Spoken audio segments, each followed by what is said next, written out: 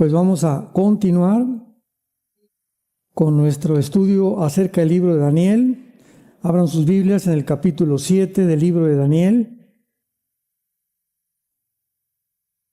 Y como decíamos en la mañana, todo lo que está pasando actualmente en el Medio Oriente nos ha puesto a todos nosotros como cristianos expectantes, alarmados, ¿no? Porque todo está escrito que va a suceder conforme las Escrituras lo establecen, lo determinan, el anticipado conocimiento de Dios, su determinado consejo. Pero es interesantísimo la época que estamos viviendo, porque Cristo usó, ¿verdad?, la parábola de la higuera en Mateo 24, y es interesante que en el Antiguo Testamento hay 3 árboles que se compara con Israel, que es la vid, el olivo y la higuera.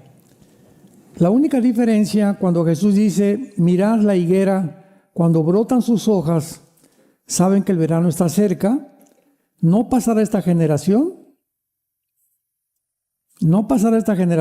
sin que todo esto acontezca. Muy bien, ¿quién es la higuera de estos 3 árboles? Sabemos claramente que es Israel. ¿Por qué la higuera? Porque el olivo es el único árbol que se mantiene verde durante todo el año. Y la higuera se seca. Y es precisamente en el verano cuando la higuera vuelve otra vez a reverdecer y a dar los famosos higos. Y la vid representa el trabajo de Jesús en la tierra. Juan 15, mi padre es el labrador, pero mi padre es el que está labrando y yo soy la vid verdadera. Jesús se representa como la vid. Y antes de morir Jesús dijo que maldijo a una higuera, ¿se acuerdan? Iba caminando con los discípulos, ya regreso a Jerusalén, a la cruz, y maldijo una higuera y dijo, nunca su fruto vuelva a nacer. Entonces, ahí era una representación de una maldición que iba a venir sobre la nación de Israel por haber rechazado al Mesías. Entonces, si la higuera es Israel, en esta parábola de Jesús, y él dice que iba a reverdecer, ¿cuándo reverdeció la higuera? O sea, Israel, el 14 de mayo de 1948. Después de casi 2000 años, y en el 48, porque ahorita me preguntaban mucha gente, ¿cuándo cree usted que nos falta o cuándo cree que venga Jesús? Bueno, de acuerdo a la parábola de la higuera y al patrón de 7 días que están de la creación, que el 7º día es el descanso, o sea, sería el milenio. En Oseas capítulo 5 y capítulo 6 dice Israel, después de 2 días nos resucitará. O sea, no hay pierde. Después de 2000 años, o que se cumplan estos 2000 años de la época de la iglesia, Jesucristo tiene que regresar. Porque de Adán a Abraham son 1000 años. De Abraham a Jesús son 2000 años. De allá para acá son 2000 años y tenemos 6000 años esperando ya al Mesías. Y tiene que completarse los 2000 años de la época de la gracia. ¿Y en qué año nos encontramos? ¿Por qué no estamos en el año 2000? Ya hubiera venido Cristo, ¿verdad? Porque tienen que pasar los últimos 2000 años de los 6000 años de historia para entrar al milenio, que es el 7º día, que es el patrón de los días escogidos de Dios para que se cumplan las profecías. Bueno, es que cuando Jesucristo murió en el año 33 de nuestra era, y que tenemos que quitar los 33 años de nuestro calendario solar, porque se cambió el calendario lunar de los judíos, tienen 360 días. No los voy a hacer bolas. Los judíos tienen un calendario de 360 días. El Papa Gregorio Romano cambió el calendario de 360 a 365, más o menos 3 siglos después de que Cristo murió. Y después los judíos, cuando vino la destrucción de Jerusalén y del templo en el año 70, perdieron todos los pergaminos e inventaron los judíos, ahorita que estamos en el año 2000, en el año 2787-88, porque querían contradecir todo lo que el Nuevo Testamento decía respecto al nacimiento del Mesías. Fíjense nada más qué tremendos los judíos ortodoxos, que son los fariseos del siglo XX. Entonces, si quitamos los 33 años de Cristo, porque Cristo murió bajo la ley, no bajo la gracia, entonces estamos en el año 2025, ¿verdad? Le quitamos 33, ¿cuánto es? A ver, mis matemáticos. 2025 menos 33, 1990 y 92, ¿correcto? Entonces, de acuerdo a este cálculo, faltarían 8 años para que todo terminara. No son fechas exactas, son aproximaciones nada más, porque se perdieron muchos años bisiestos y puede haber un margen de error de 4 a 5 años máximo. Entonces estamos, no sé, a 10, 15 años posiblemente de que todo esto termine. Para que comience el milenio. No, la tribulación, ¿verdad? Tiene que ser 7 años antes del milenio. Exactamente, tiene que estar incluido esa fuerza. Así es. Entonces, solamente estos son cálculos para poder saber, no podemos poner fecha, no podemos poner día, son aproximaciones de señales de acuerdo a los patrones que están establecidos en la palabra de Dios. Entonces, lo único que podemos saber es lo siguiente, que nosotros somos la última generación. Cuando Jesús dijo no pasará esta generación, no pudo haber sido la generación de Él, porque ninguna de esas señales se cumplió en los tiempos de Cristo. No ha habido otra generación en la que se cumplan las señales más que en la nuestra, en la época que estamos viviendo, como vimos los últimos días de la iglesia. Ahora faltan los tiempos finales de Israel. Israel es el centro, el ombligo de Dios y el centro de Jerusalén que provocará la tercera guerra mundial. Y ahorita está en debate la ciudad de Jerusalén, precisamente. Ahora, ¿por qué vamos a Jerusalén el año que entra? Como les dije, del 3 al 23 de abril, porque es la única ciudad que no van a bombardear. Porque también es sagrada para los musulmanes. ¿No han oído ustedes que nunca han bombardeado Jerusalén? Han bombardeado Tel Aviv, algunas cosas, pero Jerusalén no se meten. Y ahí vamos a estar. Los que nos acompañen el año que entra, tal vez al último viaje. Ojalá que Jesús venga estando nosotros allá. Muy bien. En el capítulo 7 de Daniel encontramos la cuarta bestia, que fue donde nos quedamos, espantosa, terrible, que tenía, versículo 7, capítulo Daniel de 7, que tenía 10 cuernos. Ya vimos que estos 10 cuernos van entonces a surgir del antiguo imperio romano, que es la cuarta bestia, espantosa, terrible, que no había otro nombre para poder calificarla. Y acordémonos que el imperio romano no solamente fue Europa, sino fue también Europa, el norte de África y el Medio Oriente.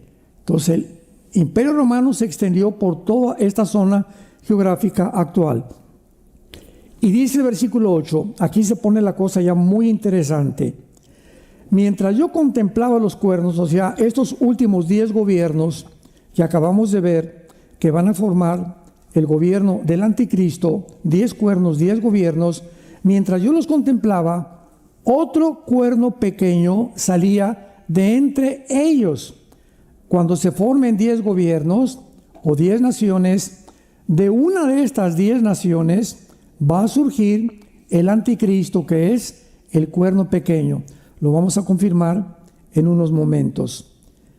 Y salía entre ellos, y delante de él fueron arrancados 3 cuernos de los primeros, y este cuerno tenía ojos como de hombre y una boca que hablaba grandes cosas. Muy bien. Versículo 19. Otra vez Daniel, igual que nosotros, tenemos el deseo de saber la verdad acerca de la cuarta bestia. Cuernos, ojos, etcétera, etcétera, terrible. ¿De qué está hablando la Biblia? Vamos a esperarnos, y la Biblia se interpreta con la misma Biblia. Tuve deseo de saber la verdad acerca de la cuarta bestia, que era tan diferente de todas las otras, espantosa en gran manera, que tenía dientes de hierro, uñas de bronce, que devoraban y desmenuzaban las obras con sus pies. Asimismo, acerca de los 10 cuernos que tenía en su cabeza, Y del otro, ese otro es el anticristo, es el cuerno pequeño que salió. Y del otro que le había salido, delante del cual habían caído 3. Y este mismo cuerno tenía ojos y boca, que hablaba grandes cosas y parecía más grande que sus compañeros. Y veía yo que este cuerno, el cuerno pequeño, hacía guerra contra los santos y los vencía. Aquí ya comienza el Espíritu Santo a darnos pistas acerca de este cuerno pequeño. Muy bien. Veamos el versículo 23, la explicación del mismo Espíritu Santo que nos revela la palabra en este párrafo. Dijo así: la cuarta bestia será un cuarto reino en la tierra, el cual será diferente a todos los demás, devorará, trillará y despedazará. Y los 10 cuernos significan de aquel reino. ¿De cuál reino? Del cuarto. ¿Quién era el cuarto? Las piernas, ¿se acuerdan? De hierro, de la estatua de Nabucodonosor. El primero era Babilonia, Medo-Persia, Grecia y Roma. De ese cuarto reino, dice la Biblia, será un cuarto reino que será diferente a todos los demás. Trillará y despedazará. Y de estos 10 cuernos significan que de aquel reino, sea del Imperio Romano, ya sea de Europa, del Medio Oriente o del norte de África, que es el cuarto reino, se levantarán 10 reyes. Ya vamos aclarando todo. Estos 10 dedos que significan el estatua de Nabucodonosor, la última forma de gobierno mundial, van a surgir ¿de dónde? Del antiguo Imperio Romano, del occidente y del oriente, donde se dividió el Imperio Romano. ¿Me van siguiendo? Aquí ya se comienza a poner más clara la situación. Los 10 cuernos significan de aquel reino, del cuarto reino Roma, se van a levantar 10 reyes. Estos 10 reyes van a ser 10 del Medio Oriente, 5 del Medio Oriente y 5 de Europa. Esta es la última forma de gobierno mundial. Y tras ellos se levantará otro. Yo tengo mi Biblia circulado en rojo, otro, cada vez que es otro, porque ese otro es el anticristo, como lo vamos a ver. El cual será diferente de los primeros y a 3 derribará. ¿Cómo sabemos que ese otro y ese cuerno pequeño es el anticristo? Porque lo dice el versículo 25. Hablará palabras contra el Altísimo, o sea, el cuerno pequeño, el otro. A los santos del Altísimo quebrantará. Pensará en cambiar los tiempos y la ley, y serán entregados en su mano hasta tiempo y tiempos y medio tiempo, que equivale a 3 años y medio, o 42 meses, de acuerdo al Apocalipsis. Pero, o sea, después de que este cuerno pequeño haga guerra contra los judíos y contra los cristianos, se sentará el juez. ¿Ven la cronología? Inmediatamente vendrá el juez, le quitarán su dominio para que sea destruido, y que el reino, qué precioso es el versículo 27, y que el reino y el dominio y la majestad de los reinos debajo del cielo sea dado ¿a quiénes? ¿A los ángeles? A nosotros. A ti, mi hermano, a ti, mi hermana que me escuchas, estamos destinados a ser reyes de Dios, a gobernar en la otra vida. Ya el cáncer, la falta de dinero, las guerras, la pobreza, los problemas, las preocupaciones con los hijos, con los nietos, con el matrimonio, todo esto es un gimnasio donde estamos siendo entrenados a través del sufrimiento. ¿Por qué del sufrimiento? Porque la única forma en que se forma el carácter es a través del sufrimiento. Desgraciadamente. El sufrimiento es lo que determina el calibre de lo que estamos hechos. Yo les platicaba ahorita en la comida a unos pastores que una vez le preguntaron a un judío mesiánico, o sea, un judío que cree en Jesús como el Mesías: oye, ¿por qué ustedes dicen que son el pueblo escogido? ¿Qué se creen mucho porque son el pueblo escogido ¿y por qué Dios no escogió otros pueblos más? Y este judío le contestó a otro judío que lo estaba desafiando. Le digo, ¿sabes nosotros que somos el pueblo escogido? ¿Sabes para qué? Y no supo contestar el otro judío. ¿Sabes por qué no escogió Dios? Pues te lo voy a contestar. Nos escogió para sufrir. ¿Te gustó? No ha habido ninguna etnia, ningún pueblo en la historia que haya sufrido tanto como los judíos. Los han expulsado de todas las naciones, los han perseguido de todas las naciones. Nunca ha habido holocaustos ni genocidios tan grandes como en la Segunda Guerra Mundial de los nazis, que simplemente era una etnia que no tenían bancos, no tenían armas, no tenían dinero, y Hitler se olvida de Italia, se olvida de Alemania, se olvida de Japón y se vuelve contra un grupo de personas llamadas judíos y le llama la solución final. Vamos a dedicar a hacer campos de concentración por toda Alemania, por toda Polonia, por toda Rumanía, para meter a estos cerdos y a estos changos. ¿Qué le hicieron? No hay ningún psicólogo, ningún sociólogo, ningún antropólogo que dé respuesta al odio que tenía Hitler por los judíos. ¿Por qué los odiaba? ¿Qué le hicieron? ¿A quién atacaron? ¿De qué forma amenazaban los judíos el Tercer Reich o el nazismo para que era dedicado totalmente al exterminio de que no volvieran ellos a vivir? La Biblia es la única que te explica esto. Porque sabía perfectamente bien el diablo que si los judíos regresaban a su tierra, contarían las profecías de los últimos tiempos a contarse para el pueblo de Israel. Y no pudo entonces Hitler exterminar a los judíos fueron salvados, se multiplicaron, se siguen multiplicando, actualmente son como 14 millones en el mundo entero, contra más de 400 millones de árabes. Y no han podido sacarlos de Israel. Y todas las guerras que han tenido, la del 48, la del 56 del Canal de Suez, la del 67, que es la guerra de los 6 días, la de Yom Kippur 1973, más los ataques de Hamas, de Hezbollah, de ISIS, de los Hutis, de los talibanes, etcétera, etcétera, no han podido sacarlos de Israel.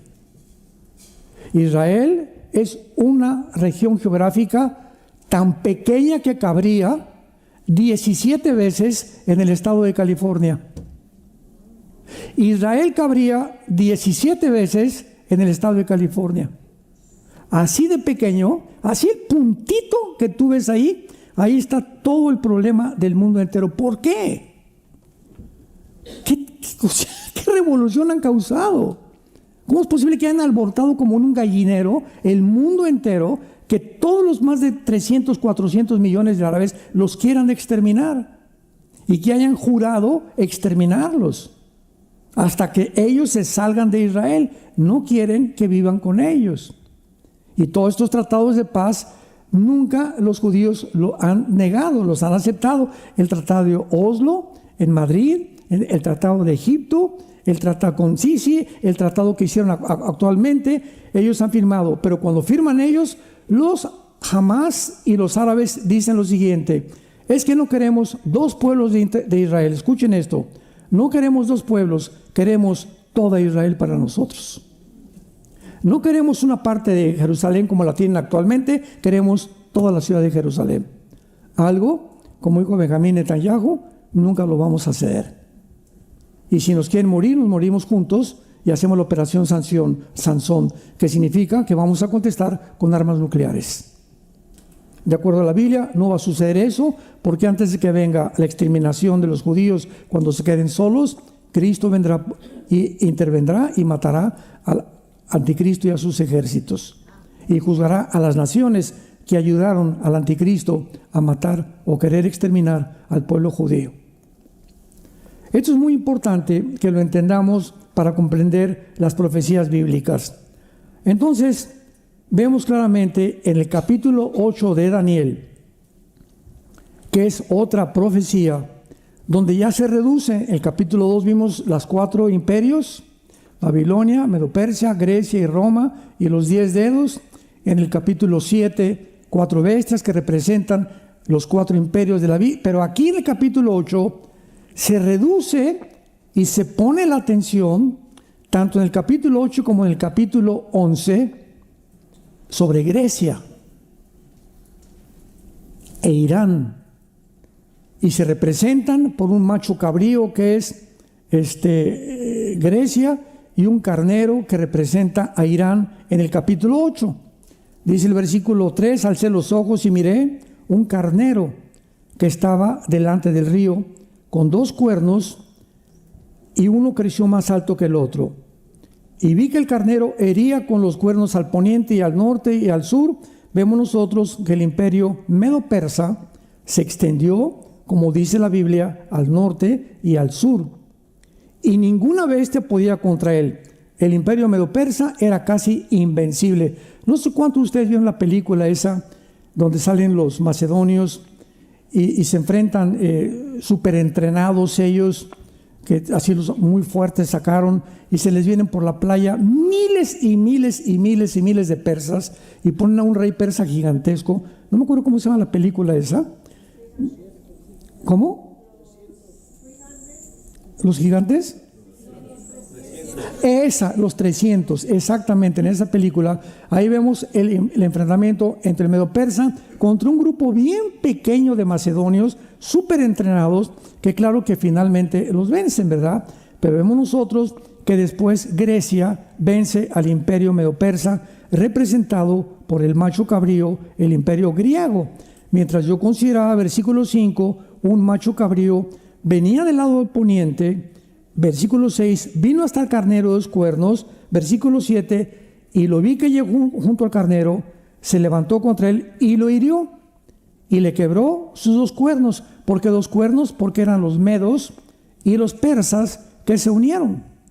Primero comenzaron los persas, y los medios se unieron a Persia, que actualmente es la nación de Irán. Irán es Persia en el Antiguo Testamento. Lo vimos en la tercera conferencia. Ahora vean cómo la historia corrobora todo lo que la Biblia dice. Así fue vencido el imperio medo-persa, y el carnero no tenía fuerzas, fue derribado, fue pisoteado, y no había quien lo librara al carnero de su poder. Versículo 8. Y el macho cabrío, ¿quién es el macho cabrío? Vean el versículo 21, la Biblia lo interpreta. El macho cabrío es el rey de Grecia. ¿Quién fue el rey de Grecia? Alejandro el Magno. A los 21 años, hijo de Filipo de Macedonia. Impresionante que se le compare con un leopardo, como lo acabamos de ver, por la rapidez con que Alejandro conquistó casi todo el Medio Oriente, parte de Asia, y le faltó nada más la India, que estaba ya cansadísimo su ejército, y él muere en Irak, lo que es Babilonia en el Antiguo Testamento. Entonces Alejandro el Magno muere, pero vean ustedes con mucha atención lo que pasa. El macho cabrío se engrandeció, Alejandro el Magno, pero estando en su mayor fuerza, aquel grande cuerno que es Alejandro el Grande fue quebrado, y en su lugar salieron otros 4 cuernos notables hacia los 4 vientos del cielo. Estos 4 cuernos son las 4 divisiones históricas, maestros de historia que nos acompañan, que surgieron del antiguo imperio griego. ¿Quiénes fueron las 4 divisiones? Fueron Egipto, y Siria, Turquía y Macedonia. Siria quedó Seleuco, el general de Alejandro el Magno. En Egipto estaba Ptolomeo, en Macedonia Lisímaco, y en Turquía Casandro. Es el nombre de los 4 generales que se repartieron completamente el imperio griego. Pero aquí vamos a ver que ya la Biblia se reduce completamente y nos usa un microscopio la Biblia para que veamos de dónde saldrá el anticristo. De una de las 4 divisiones del imperio griego. Y el imperio griego fue vencido por el imperio romano. Y dice así: estando en su mayor fuerza fue quebrado, los 4 cuernos notables hacia el 4 vientos del cielo, y de uno de ellos, ¿de uno de quiénes? De una de las divisiones del imperio griego. ¿Van siguiendo? De una de las divisiones del imperio griego salió, ¿quién? Un cuerno pequeño. El que en el capítulo 7 nos habla que es el anticristo. De una de las divisiones del imperio griego saldrá el anticristo, que creció hacia el sur, al oriente y a la tierra gloriosa. Observen. ¿De dónde saldrá el anticristo? ¿Por qué no se pone del norte? De estas 4 divisiones vemos el mapa: Siria, Egipto, Turquía y Macedonia. Dice que creció el cuerno pequeño o el anticristo hacia el sur y hacia el oriente y hacia Jerusalén, la tierra gloriosa, pero no hacia el norte, porque él viene del norte. Y en el norte, ¿cuál fue la división del imperio griego? Siria. Siria e Irak, que en el Antiguo Testamento ocupaban el mismo territorio. Vamos a ver más adelante que al anticristo se le llama el rey de Babilonia y se le llama el rey de Asiria, o el asirio, así se le llama en la Biblia. Vamos a corroborarlo para ir respaldando con la Biblia todo lo que estamos diciendo, y después continuamos con esta lectura. Vayamos a Isaías capítulo 10. Veamos qué claras son las escrituras y cómo, conectando todos los puntos, tenemos ya el mapa claro de la enseñanza. Isaías capítulo 10, versículo 5. Oh Asiria, vara y báculo de mi furor, en su mano he puesto mi ira. O sea, dice Dios, tú vas a ser la nación que va a castigar a las demás naciones, Asiria. Le mandaré contra una nación pérfida, o sea, Israel. Y sobre el pueblo de mi ira le enviaré, que es Israel, para que quite despojos y arrebate presa y lo ponga para ser hollado como lodo de las calles. Aunque él no lo pensará así, en su corazón lo imaginará de esta manera, sino que su pensamiento será desarraigar y cortar naciones no pocas, porque él dice, mis príncipes no son todos reyes, etcétera, etcétera. Versículo 12, subrayenlo. Pero acontecerá que después que el Señor haya acabado toda su obra en el monte de Sión y en Jerusalén, castigaré el fruto de la soberbia del corazón de ¿quién? Del rey de Asiria. ¿Cuándo Dios va a terminar su obra con Jerusalén? En la segunda venida de Jesucristo. Y en la segunda venida de Jesucristo, Dios le nombra al anticristo el rey de Asiria. Veamos el capítulo 14 de Isaías. Sigámosle echando leña a la chimenea. Versículo 25, Isaías 14, quebrantaré a la Asiria, al asirio en mi tierra. Nunca ha sucedido esto. Jamás ningún rey de Asiria fue derrotado en la tierra de Jerusalén. Y en mis montes lo hollaré, y su yugo será apartado, y carga será quitada de su hombra. Este es el consejo que está acordado sobre toda la tierra, y esta es la mano extendida sobre todas las naciones. Entonces regresamos a Daniel 8, y una vez que hemos podido determinar, examinar con las escrituras que viene del norte de Israel el anticristo, en la zona geográfica que ahorita está ocupada por un excomandante del grupo terrorista que se llamó ISIS y Al-Qaeda, nombrado Al-Jolani. Este hombre Al-Jolani, que acaba de estar hace 2 semanas en la Casa Blanca besándose con Trump, ¿verdad? Eran besos y abrazos, no balazos. Es impresionante que haya podido ser determinado un terrorista, que se hayan ofrecido 20 millones por su captura de dólares y que esté sentado en la Casa Blanca abrazado con el presidente Trump. Este hombre, Jolani, derrocó al último de la familia Assad, que era una familia, el papá, el abuelo, el papá y el hijo, que gobernaron Siria por muchos años, casi desde un poquito después, antes o después de la Segunda Guerra Mundial, cuando repartieron todo el Medio Oriente, los ingleses. Y este hombre, Assad, huyó hacia Rusia. Y allá Putin ahorita lo tiene cobijado, durmiendo, ¿verdad?, con más de 200, 300 millones de dólares que sacó de Siria. Pero lo interesante de esto es que nadie creía, ni yo mismo, que Siria pudiera ser conquistada o que pudiera terminarse el gobierno de los Assad. ¿Por qué? Porque Rusia tiene en Siria el único puerto naval que da al Mediterráneo.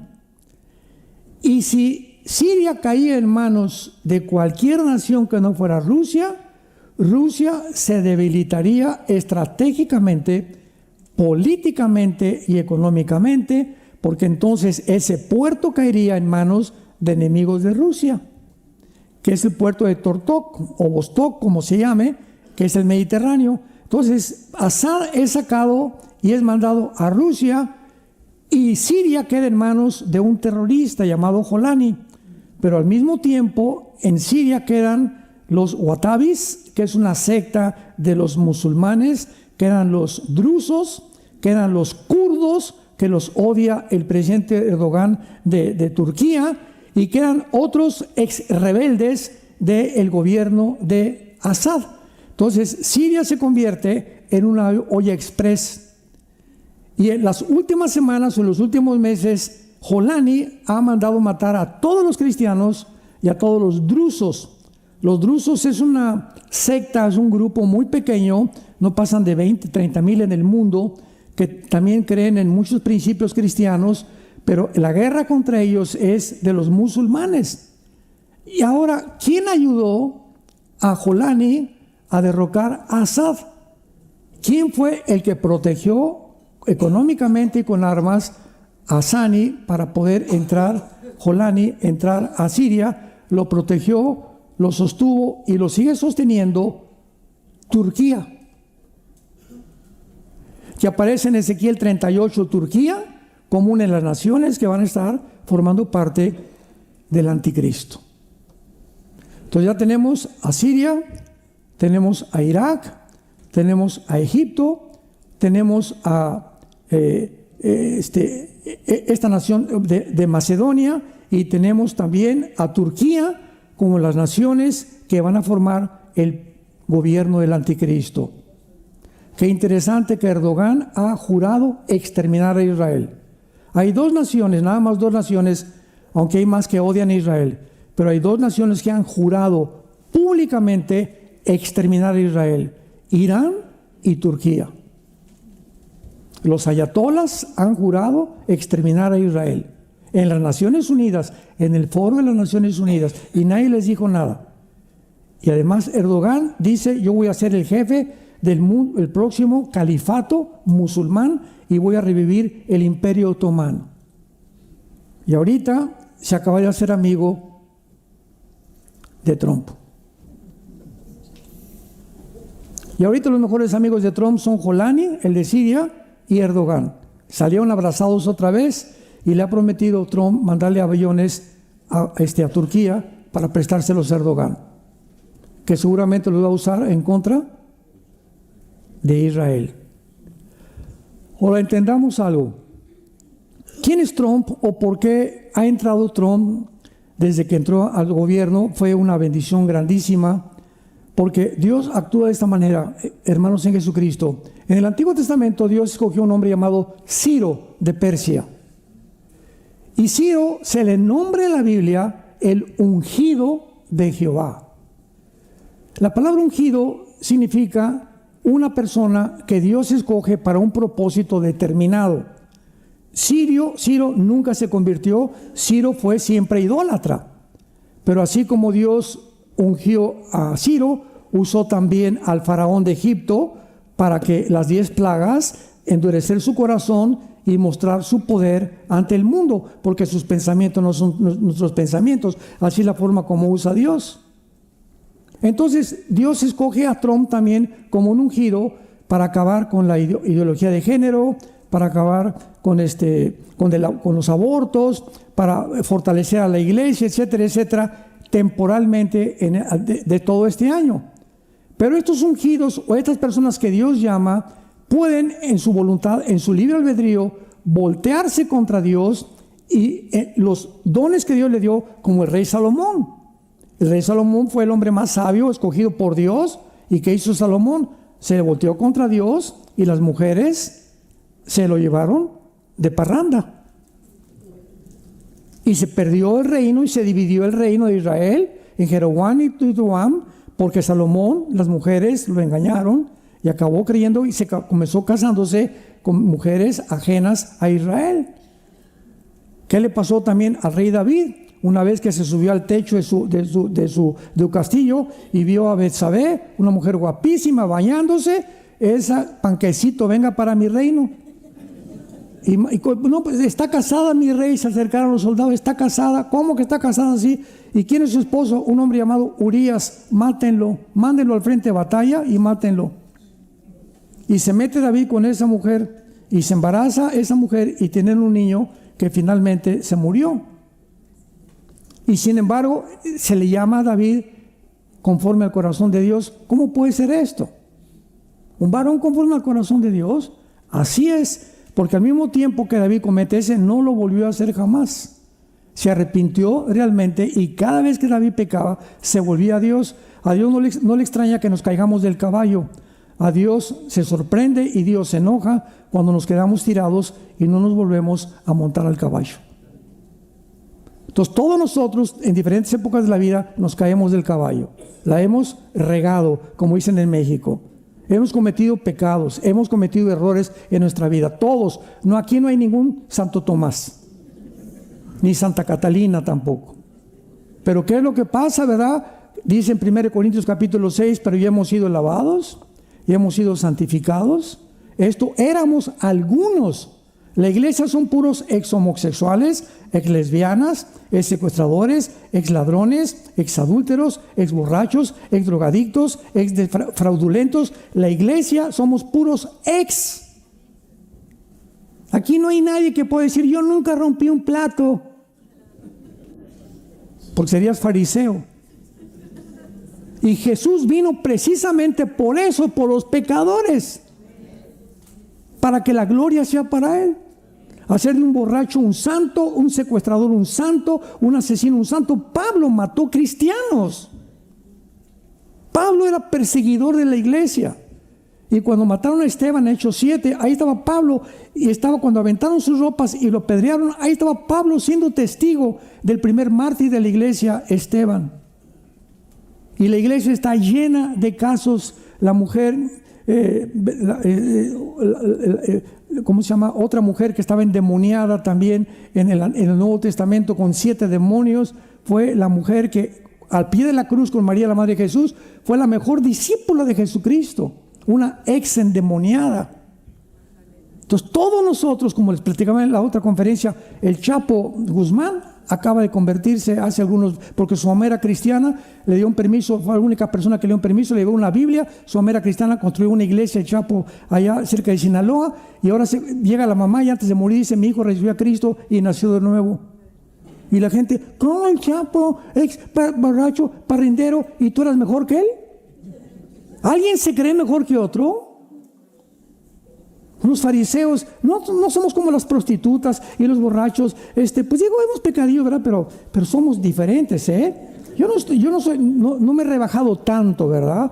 Tengo mis pecadillos y todo, y Cristo les dice, sepulcros blanqueados, por afuera blancos, y por afuera van a la iglesia y a la misa y todo, y por dentro, ¿quién viera sus corazones que están podridos?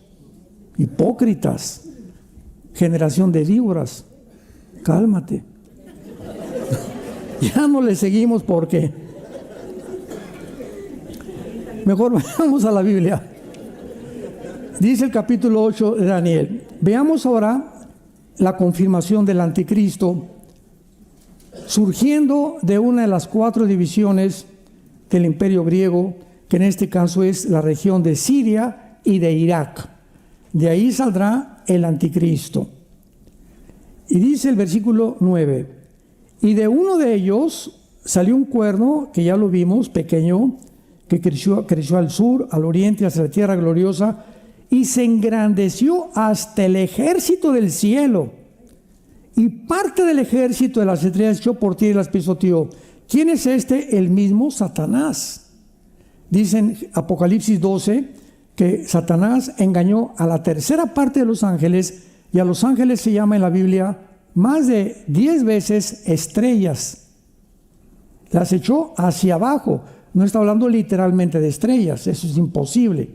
Entonces dice que echó parte del ejército de las estrellas, echó por tierra. ¿Quién fue esto? Más que Satanás. ¿Quién es el anticristo? Satanás en la persona de un ser humano, que es el anticristo. Se engrandeció contra el príncipe de los ejércitos, y por él fue quitado el continuo sacrificio, que el anticristo entrará al templo a los 3 años y medio de primeros de su gobierno. Y Mateo 24, versículo 21 al 22, Mateo 24, 15 al 21, dice Cristo: a ustedes los judíos, cuando vean la abominación desoladora que habló el profeta Daniel, corran a los montes, porque vendrá tribulación como nunca la ha habido. O sea, el anticristo a los 3 años y medio rompe el pacto con los judíos, entra al templo y repite el sacrificio del griego Antíoco Epífanes, que fue vencido por la familia de los macabeos. Va a ofrecer un puerco en el templo, y ahí comienza la tribulación y la persecución final, el holocausto final contra los judíos y nosotros los cristianos. Entrará y violará el continuo sacrificio. No hay más que el anticristo que puede hacer todas estas cosas. Entonces, la Biblia es clarísima en cuanto vamos avanzando y juntando las piezas. Y después el versículo 21 dice: el macho cabrío es el rey de Grecia. El cuerno grande que tenía entre sus ojos es el rey primero, que fue Alejandro el Magno. Y en cuanto el cuerno que fue quebrado y sucedieron 4 en su lugar, significa que 4 reinos se levantarán de esa nación, aunque no con la fuerza de él, que son las 4 divisiones del imperio griego. Ahora vean ustedes de qué forma en los próximos versículos se define ya el carácter del anticristo. ¿Cómo va a ser el anticristo? Versículo 23 al 25. Y al fin del reinado de estos, cuando los transgresores lleguen al colmo, se levantará un rey altivo, que es el anticristo, de rostro entendido en enigmas. La palabra enigmas, shiyah, en el hebreo significa dichos o cosas difíciles de resolver. Él va a aclarar todo el clima, el petróleo, las monedas, va a resolver los problemas del mundo, y esa persona es la que ahorita las naciones están esperando. Ahorita la gente aquí en Estados Unidos están muy decepcionados, ya se decepcionaron con Biden, con los demócratas, ahora están decepcionando con los republicanos también, porque Trump no sacó la lista de Epstein, ya está haciendo otras cosas, y por acá y esto y el otro. Rusia, en México está por los suelos, y el mundo ahorita está decepcionado de los gobiernos. Ahorita hay una cosa en el corazón de todos los seres humanos. ¿Vieron ustedes en México todos los de la generación Z, más de 50,000 jóvenes que fueron a protestar contra el presidente de México hace 2 semanas? Que los patearon, no se imagina lo que los granaderos les hicieron. Muchachos de menores de 21, 22 años de edad, yendo a protestar, más de 50,000 contra el gobierno de México. Nunca en la historia los que protestaban eran chamaquitos tan jóvenes. Todos la generación Z. Y vinieron de otras naciones a ayudarlos también. Hay un descontento ya y todos sabemos, no hay un gobierno que funcione. ¿Están de acuerdo? La democracia, como dijo Winston Churchill, la democracia es uno de los mejorcitos, pero no es el mejor gobierno. El comunismo y el socialismo se demostró en el siglo XX que no funcionaron y desenterraron al muertito. Y todo el continente americano, México, etcétera, Nicaragua, Bolivia, Cuba, Venezuela, vuelven otra vez al comunismo a desenterrar al muerto que ya se demostró que no funciona. ¿Por qué regresan a algo que ya se demostró que no funciona? Porque la única opción es el cristianismo. Es la única opción que hay. Aceptar a Jesucristo como nuestro Salvador y que Él reine. Pero a ver, convéncelos. Entonces estamos en un mundo una tensión tremenda, un mundo muy conflictivo. Y tenemos que comprender esto.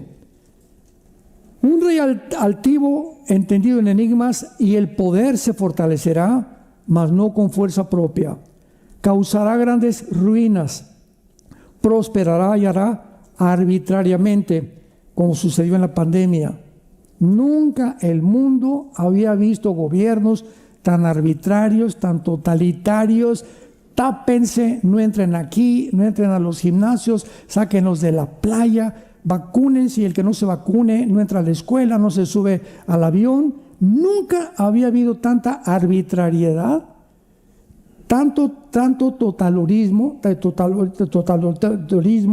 tanta restricción de nuestras libertades individuales como el tiempo de la pandemia. La pandemia fue el primer experimento del siglo XXI con el espíritu del anticristo. Porque detrás de toda la vacunación que había, que era pura payasada y era puro teatro, que después ya se descubrió, detrás había un plan para comenzar a experimentar cómo podemos controlar a los seres humanos. Y lo descubrieron. No hay como provocarles miedo. El miedo, el temor paraliza. El miedo te impide pensar. Yo recuerdo hace muchos años que vivíamos de niños en Acapulco, que me metí en una playa, tenía yo como 6, 7 años de edad, y me acuerdo que vi una ola que se levantó en la playa de la Condesa, pero como de 3, 4 metros, y me quedé así, y me gritaban, Mino, me decían Mino, échate a correr. Era tanto el miedo que ahí me quedó parado, y me agarró la ola y me llevó en una revolcada, como no se imaginan, casi me pude haber ahogado. Pero el susto que me dio me impidió actuar. En la noche, ¿no has sentido tú, como a la 1 de la mañana, una puerta? ¿Qué pasa? ¿Estamos así, no es cierto? Híjole, ¿qué será? ¿Alguien entró a la casa?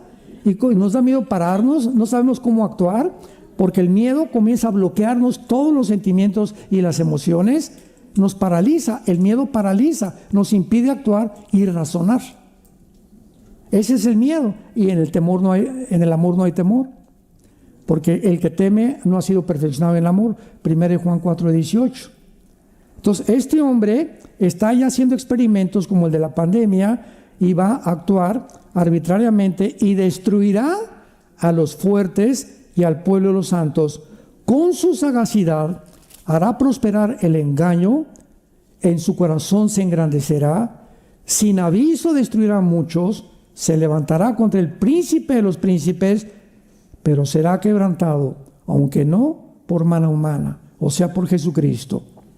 Vemos aquí finalmente la descripción del cuerno pequeño, y ahorita que entremos al capítulo 9 y veamos la semana 70 de Daniel y la operación de los principados operando en las naciones, vamos a entender lo que está pasando en Estados Unidos, lo que está pasando en México y hacia dónde el mundo se dirige en menos de, 6, 7, 8 años. Yo le echo mi opinión personal, no más de 10 años. Padre, te damos gracias por tu palabra. Gracias, Señor, porque nos has llamado de acuerdo a tu preconocimiento en la santificación del Espíritu para obedecer y ser rociados con la sangre de Jesucristo.